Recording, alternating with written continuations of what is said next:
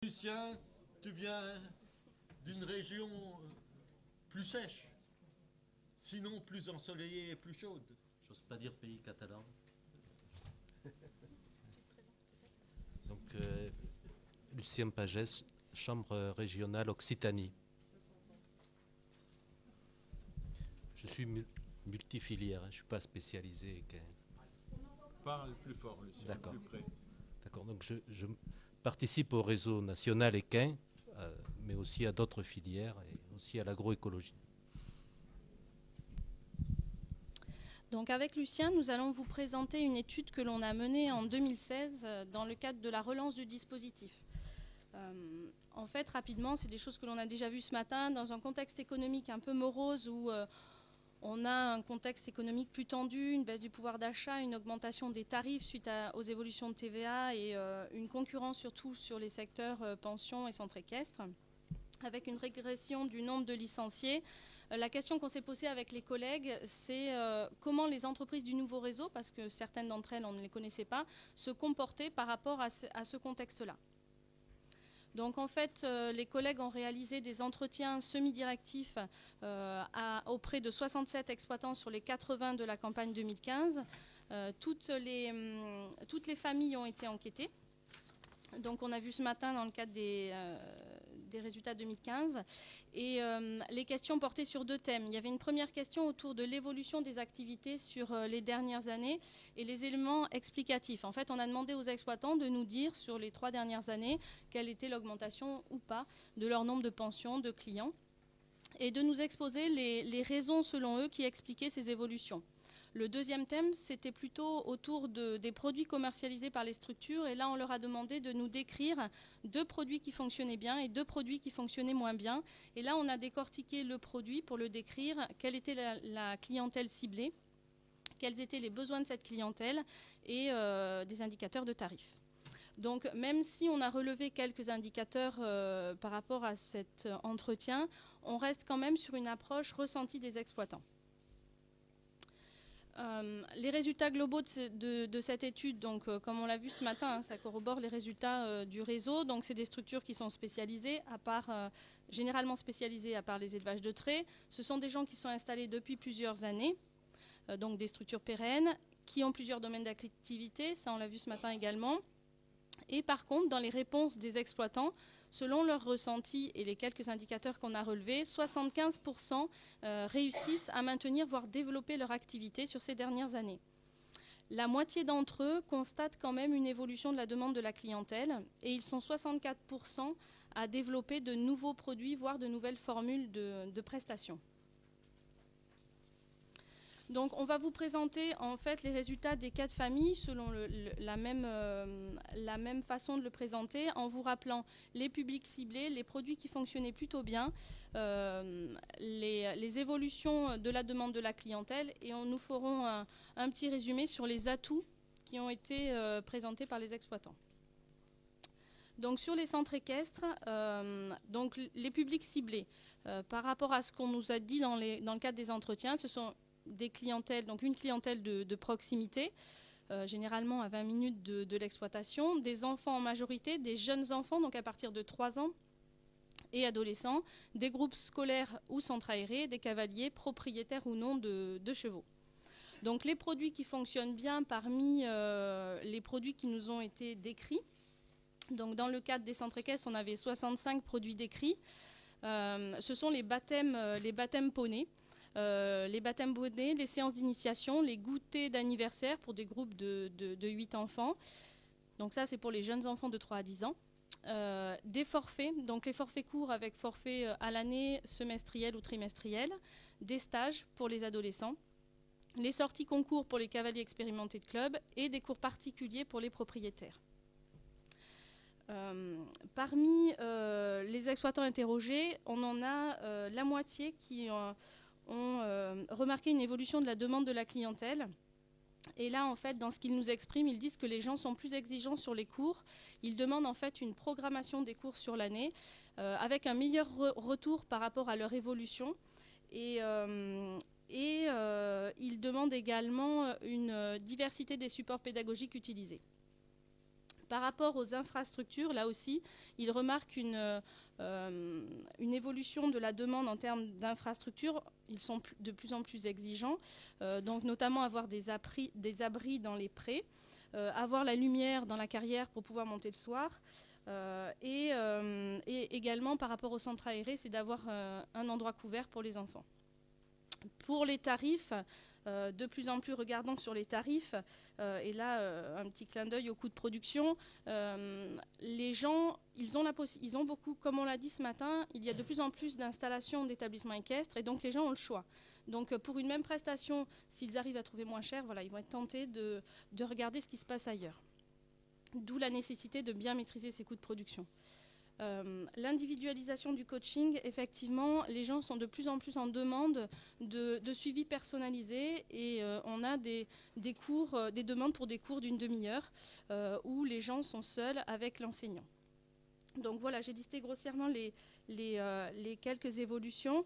On en a 9 exploitants sur 10 qui proposent de nouveaux produits. Donc les nouveaux produits qui nous ont été cités, ce sont les stages à thème autour de la connaissance du cheval. Donc tout ce qui est éthologie, médiation du cheval, hors ce concept. Donc c'est pas mal de choses autour de la connaissance du cheval, le travail à pied et aussi des stages autour de la connaissance du cheval, comment on alimente son cheval et quels sont les soins qu'on lui apporte. On a d'autres produits aussi autour de nouvelles activités proposées par les établissements. Donc elles ne sont pas nouvelles en soi, mais pour certains, ils les mettent en place comme ferme pédagogique, des cours de voltige, du horseball, donc plusieurs types d'activités de ce genre-là, l'attelage également. Et on a également, ce qui constitue de nouveaux produits, des nouvelles formules de prestations proposées avec des packs rentrées scolaires à tarifs attractifs. Les atouts, donc, selon les exploitants, hein, là vraiment on exprime le dire des exploitants, quels atouts ils mettent en avant, donc des produits différenciés par public, et là on rejoint ce qu'on a entendu juste avant, c'est vraiment concevoir un produit pour un public, parce qu'on a vu le panel de clientèle qu'il y a vraiment des besoins très différents, et donc ça nécessite de vraiment réfléchir à la conception de son produit. La compétence pédagogique et plus d'animation pour tout ce qui est produit ciblé jeunes enfants. Pour prendre un exemple tout simple, on a interrogé un exploitant qui nous disait donc, que ces produits ciblés jeunes autour des poneys fonctionnaient très bien. Il a changé de salarié qui n'a pas effectué le même produit qu'avant, pas sous forme de jeu. Et effectivement, il a perdu de la clientèle de poney. Donc, pour vous dire que ça a quand même une importance sur tout ce qui est produit autour des jeunes enfants, d'être bien sur l'animation et pour certains c'est assez important. La compétence pédagogique est plus technique pour les produits liés au perfectionnement. Là, les personnes qui vont sortir en concours vont préférer quelqu'un qui a des performances en concours et qui est rigoureux, qui participe à des manifestations pour le suivre. Ensuite, un cadre de pratique sécurisant et de qualité. C'est revenu à de nombreuses reprises. Donc, qu'est-ce qu'ils entendent par cadre de pratique sécurisant? C'est avoir une stabilité de l'équipe enseignante. C'est important pour les exploitants. Ils remarquent que les clients s'en vont si ce n'est pas le cas. D'avoir des infrastructures de qualité, la propreté des installations. Un exploitant nous a même dit c'est un gage de sérieux d'avoir des abords propres et les choses rangées. Un dynamisme de la structure, là, c'est de ne pas hésiter à amener des petites évolutions de la structure dans les aménagements mis à disposition. Bon rapport qualité-prix et une communication adaptée au profil des enfants. Effectivement, on ne va pas communiquer de la même manière sur un public d'adolescents par rapport à un public d'adultes sur ce plan-là. Donc là, je vais laisser la parole à Lucien.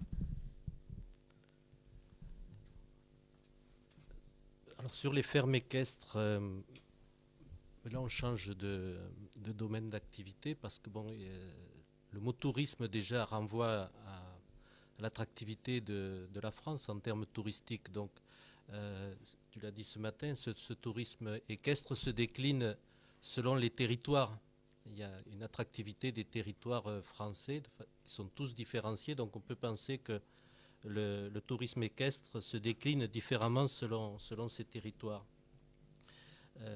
L'attractivité du tourisme, ça explique peut-être pour partie que 10 exploitations sur 12 enquêtées ont vu leur volume d'activité tourisme, malgré le contexte, consolidé, voire à la hausse.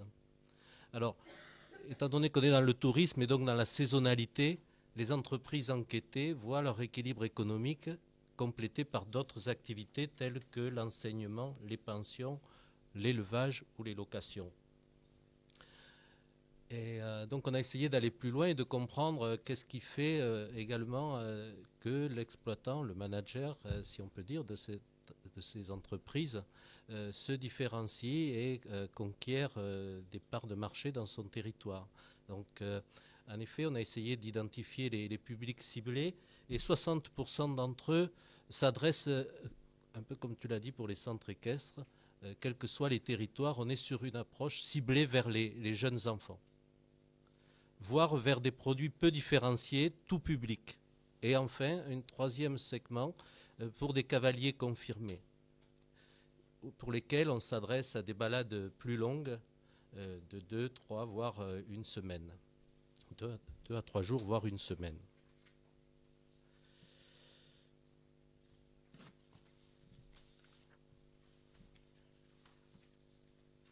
Alors c'est un domaine d'activité en effet où il y a beaucoup de créativité, puisque 8 sur 12 entreprises enquêtées proposent des nouveaux produits.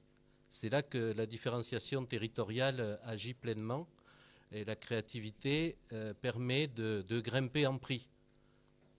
Il y a une élasticité des prix importante, puisqu'on peut passer de 1 à 2, de 1 à 3 au niveau des prix, de 12, 15 euros de l'heure jusqu'à 30 euros de l'heure. On a pu observer ces différences de prix très importantes. Ce qui veut dire que cette filière a encore des gains de productivité devant elle, que le marché n'est pas complètement fermé. Sur les facteurs clés de réussite, donc sur les atouts, en effet, c'est l'identification au territoire qui est le facteur clé de réussite, de faire une alliance entre le territoire et l'entreprise, de savoir se mettre en réseau dans son territoire, c'est très important. Donc allier les atouts d'une situation géographique et les atouts du métier sur le cheval, d'être compétent sur le cheval, en particulier sur la question de sécurité, puisqu'on accueille des publics tous les jours renouvelés, tous les jours différents, et donc la compétence doit être très forte là-dessus. Mais il y a les compétences socio-culturelles, c'est de savoir, plus on grimpe en prix, plus on a des produits élaborés, plus il faut savoir expliquer la différenciation de son produit, de découverte du territoire. Et là, ça rejoint donc des compétences sur la biodiversité, sur la lecture du paysage, etc. Voilà, sauf que sur des produits plus longs, on a peut-être une base statistique trop faible, mais on ne peut pas dire que les produits plus longs, dans l'enquête 2015, donc sur la semaine, sur des produits de 2-3 jours, voire une semaine, sur des produits donc très compliqués à élaborer, parce qu'on ne joue pas tout seul, on joue avec de l'hébergement, on joue avec de la restauration, donc des produits très coûteux, et on s'adresse à une clientèle totalement différente. Pour des jeunes enfants dans une région touristique, on est sur une clientèle de proximité, donc on aura un marketing adapté à chercher cette clientèle, pour aller chercher des personnes qui sont prêtes à mettre un prix élevé à un produit qui traverse les Pyrénées, un produit qui traverse les Grands Causses comme j'ai pu les visiter. Il y a du travail à faire sur le marketing pour aller chercher cette clientèle qui est prête à mettre le prix. C'est bon. Alors, les écuries de pension, là c'est tout à fait aussi différent. On revient vers quelque chose qui est beaucoup plus homogène au plan national, je dirais. Qu'est-ce qui nous différencie au sud du nord sur les écuries de pension? C'est beaucoup moins évident que dans le domaine d'activité qu'on vient de voir, qui s'adapte, qui se décline selon les territoires. Là, nous avons enquêté 19 entreprises qui, elles aussi, ne font pas que de la pension, elles font aussi de l'élevage, de l'enseignement, voire d'autres activités agricoles. On a identifié 4 grands secteurs, bien sûr, que vous connaissez tous, hein, les pensions à vocation pour le sport, la course, le loisir et la reproduction. Mais bon, là aussi, c'est un secteur qui défie le contexte morose de l'année 2015 enquêté, parce que 84% des gérants, sur les 19 exploitations, c'est un chiffre limité, maintiennent, voire développent, dans 42% des cas, leur activité. Et quelques mois après, nous avons fait les diapasons et nous avons vérifié dans les chiffres d'affaires que ces ratios étaient bien avérés, parce que c'est vrai que c'était une approche sur les ressentis plus que sur les indicateurs chiffrés. Voilà, donc sur ces écuries de pension, en effet, là aussi, c'est prioritairement une clientèle locale, mais selon le niveau de qualification, en effet, du gestionnaire du site, on peut effectivement aller conquérir des clientèles plus éloignées parce qu'on a acquis une notoriété, une renommée dans le cadre des concours, comme les exemples du matin l'ont révélé à travers l'analyse des références 2016. Voilà, donc des produits travail pour les propriétaires et éleveurs, des pensions box avec sortie paddock pour des cavaliers amateurs, des pensions prêt pour des cavaliers plutôt orientés loisirs. Voilà, rien que vous ne sachiez déjà, je pense. Alors, les facteurs clés de... oui, là, pardon. Là aussi, il y a de l'innovation, mais beaucoup moins. Beaucoup moins. Pour les deux entreprises que j'ai visitées, on a progressé sur le chiffre d'affaires, mais on n'a pas du tout innové. Par contre, on s'est modernisé. Ça rejoint les indicateurs tout à l'heure des centres équestres. Avec les mêmes équipements, on a fait plus de pensions avec les mêmes infrastructures. Ça veut dire qu'on a conquis des parts de marché parce que de bouche à oreille, la notoriété du chef d'entreprise, parce qu'il réussit, il gagne des concours, parce que les équipements sont réputés de qualité, parce qu'il y a un dispositif sécurité impeccable, que les équipements sont très bien entretenus. Cette démarche qualité, je pense, plus que la différenciation des produits, dans le domaine des pensions, est très efficace. La diapo suivante. Voilà. Donc, pour résumer, ce qui en fait le succès, c'est de raisonner en effet le produit à la clientèle que l'on accueille. Et comme je l'ai dit, la compétence pédagogique, les infrastructures, les performances en compétition et la disponibilité des exploitants, tout cela contribue à une qualité d'accueil sur le site, avec la difficulté parfois, si on a plusieurs cibles, c'est qu'elles puissent cohabiter ensemble. Donc là aussi, il y a un savoir-faire d'ordre socio-culturel, on va dire, mais je pense qu'on a sur ce domaine une certaine robustesse, me semble-t-il. Merci Lucien. Du coup, pour finaliser ce diaporama, donc un petit zoom sur les élevages de traits qui sont peu nombreux. Hein, je vous le rappelle, on a 8 élevages suivis.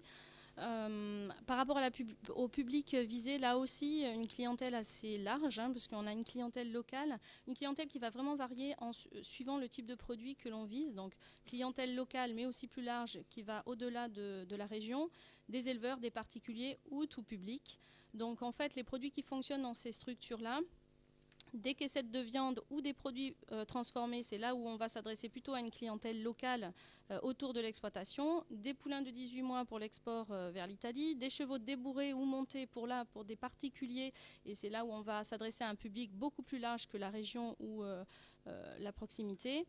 Et des prestations attelage pour des journées de manifestation plus en local. Donc les nouveaux produits, par rapport à l'évolution de la demande, comme dans les autres secteurs, hein, tous nous l'ont souvent souligné, une baisse de pouvoir d'achat des personnes. Ils sont plus exigeants sur les chevaux et notamment ceux qu'ils achètent pour l'attelage, les chevaux débourrés attelés. Pour un même niveau, pour un même prix, les gens veulent qu'ils soient jeunes, qu'il ait un caractère doux, qu'il soit facile à utiliser, même pour des débutants. Donc voilà, les gens sont très exigeants. Et pour la viande en caissette, donc des demandes pour des morceaux plus faciles à cuisiner. Donc je ne vais pas rentrer dans le détail parce que vous aurez des éléments dans la plaquette. Donc au niveau des nouveaux produits, seulement un tiers propose des nouveaux produits. Donc sur le chiffre que l'on a, ce n'est pas beaucoup d'exploitants. Donc la vente de chevaux débourrés montés attelés, ce sont des personnes qui ont développé ce produit-là. Vente de saillies, vu le peu d'offres qu'il y avait sur le secteur de l'exploitante. Des prestations attelage et des produits transformés pour la personne qui fait de la vente directe. Les atouts, comme pour les autres familles, hein, on appuie sur quelque chose que l'on a déjà vu à plusieurs reprises. Ce qui est important, c'est et c'est d'autant plus vrai même pour les centres équestres et fermes équestres et écuries de pension, c'est face à la diversité des offres et à l'affluence des offres. Il est important d'avoir un produit de qualité qui réponde vraiment à une demande, mais vraiment mettre l'accent sur le produit de qualité.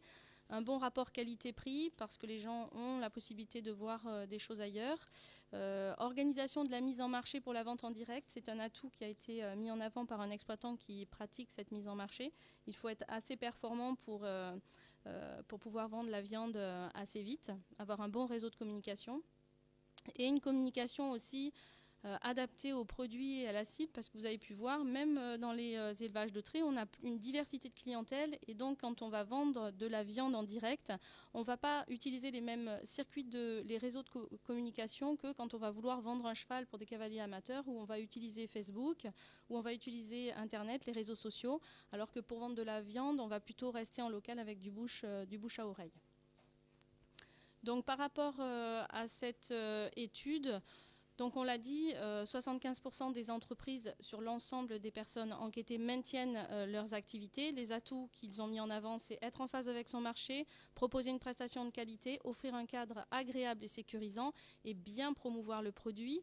Et là, ce bilan qualitatif a été relativement, je nuancerai les propos, conforté par les résultats du diapason 2015. On a 2/3 des personnes qui maintiennent leur chiffre d'affaires. Mais on a aussi des évolutions de charges de structure, donc ça ne signifie pas qu'il y a forcément une augmentation de BE par humo. C'est ce qu'on a vu ce matin. On en avait 44% qui avaient une augmentation de BE par humo. Mais on a quand même 2/3 qui maintiennent leur chiffre d'affaires. Donc dans les perspectives de ce travail-là, c'est une première analyse que l'on fait des produits commercialisés. Donc il y a eu le mérite de faire réfléchir les gens sur leurs produits, sur la clientèle qu'ils visaient et sur le niveau de satisfaction de la clientèle. Et on voit que ce n'est pas toujours si évident que ça pour discriminer les produits et pour se rendre compte si la clientèle est vraiment satisfaite ou pas, parce que certains ne l'ont pas forcément mesuré.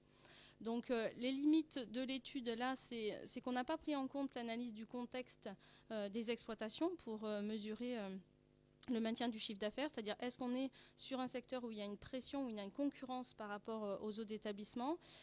Sur la connaissance de la clientèle, on n'a pas eu toujours les chiffres en face des différentes populations, donc c'est quelque chose qui pourrait être amélioré. Et sur la partie communication, nous n'avons pas eu le temps de détailler toutes les actions de communication et le budget que cela représentait sur l'année. Donc notre ambition cette année, ce serait de poursuivre cette réflexion-là et d'avoir une méthode pour faire un diagnostic commercial des entreprises.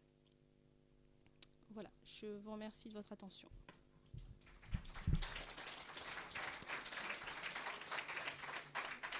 Merci Sophie.